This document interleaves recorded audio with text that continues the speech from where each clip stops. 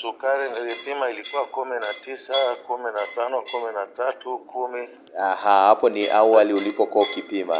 Nilikuwa nikipima awali. Sawa sawa. Lakini nimepima leo. Ndiyo.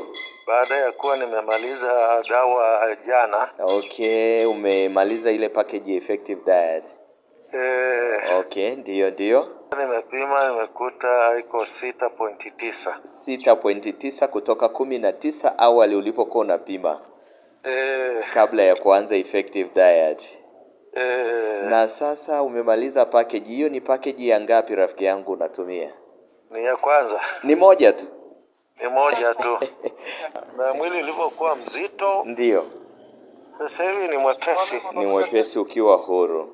Nikiwa huru kwa kweli. Hakika mambo ni mazuri. Tunamshukuru Mungu kukuwezesha kurejea katika ulinganifu huo mzuri.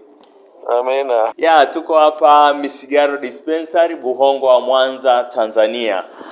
My friend, stay healthy, be productive.